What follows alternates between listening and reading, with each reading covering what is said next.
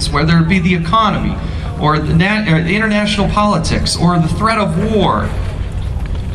They didn't just go to look to the federal government for some bailout. They got to work, is what they did. They rolled up their sleeves, they got their fingernails dirty, and they got to work to make this country better. They didn't just go to Washington, D.C. and say, oh, hey, we need a bailout. And so when they want to have an auto bailout, when they want to take over all these banks and all these other things, we got to take them at their word and stand up and say, no, that is not the way the United States of America works. That is not the way the United States of America works. It's about the Constitution. It's about empowering people's liberties. It's about fiscal discipline, limited government, accountability, and a strong national defense. Those are the things that we need to stand up and fight for.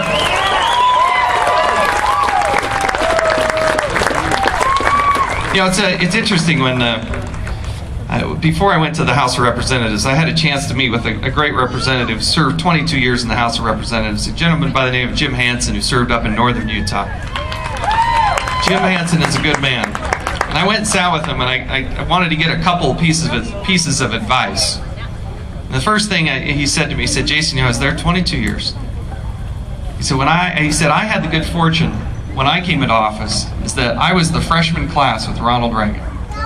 He said, when he first came in, he sat down with us freshmen, and they asked him, so Mr. President, what piece of advice would you give to us, the freshman class?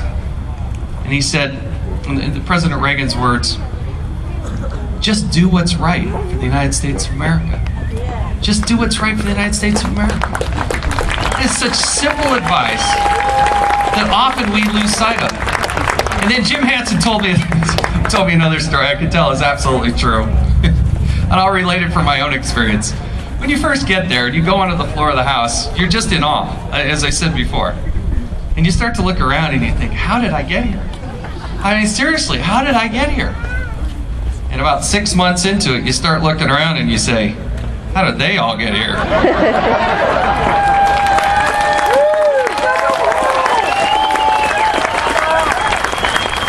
It's so true. I can't even begin to tell you.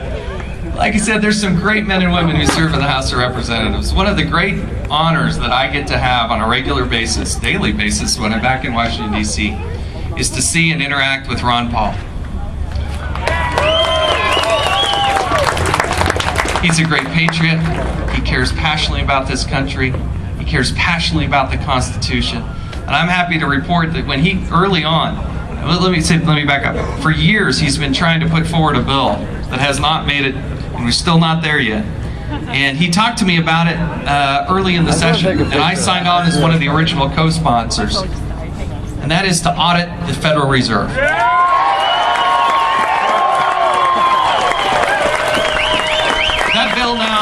That bill now has nearly 300 co-sponsors, and I can't believe this, but last Saturday, Barney Frank said that the committee would actually take the bill up. That thing's gonna pass.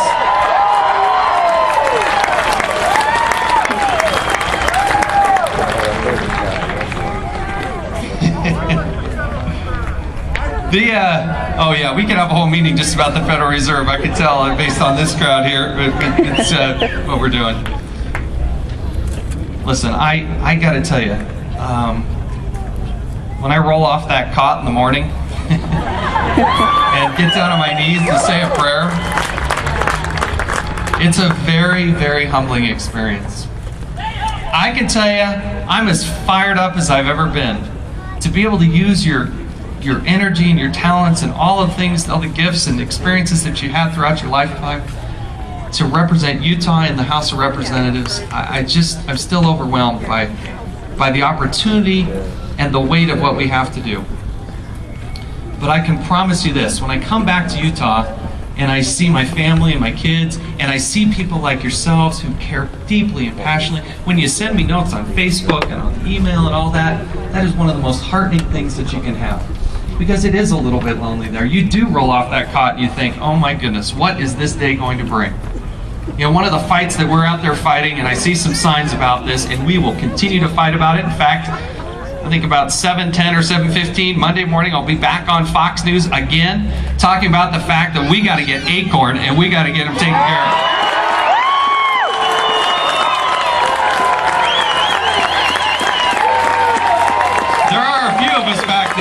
understand that this organization, which operates in 120 cities and 43 states, has 70 convictions, is a shell game of 361 organizations, and I'm proud to be part of the Oversight and Government Reform on the Republican side of the aisle, that committee, which issued an 88-page report demanding that the Justice Department invest ACORN for what they're doing.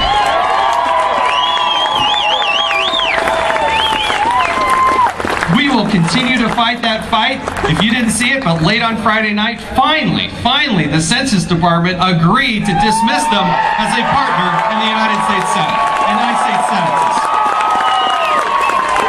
I have offered a bill that said, let's have our Postal Service do the census in 2010 and not allow the ACORNs of the world to get in there with that data.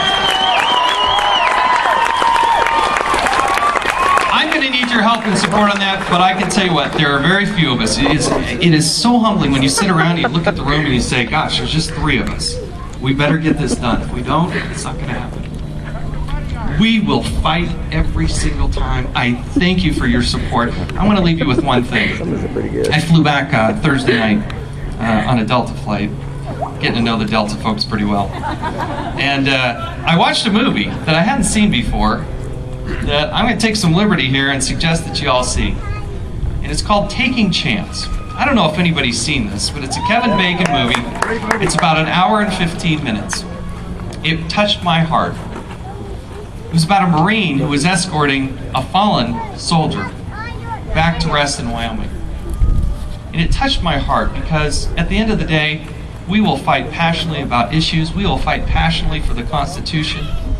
We have men and women who have served and are serving today to fight to preserve the Constitution and the freedoms of the United States of America. And we need to do more to take care of those people who are taking care of us.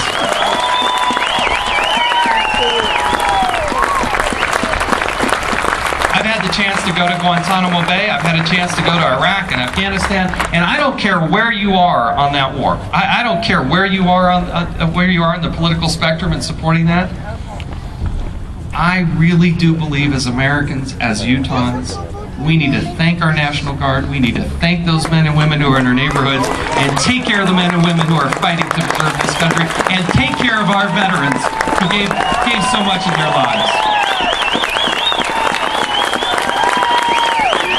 Please keep standing up. This is one of the most American things you can do. My thanks to this organization for you all coming out. Keep involved. It's going to be the grassroots. It's going to make the difference in this country from coast to coast. May God bless you and may God bless the United States of America. Thank you.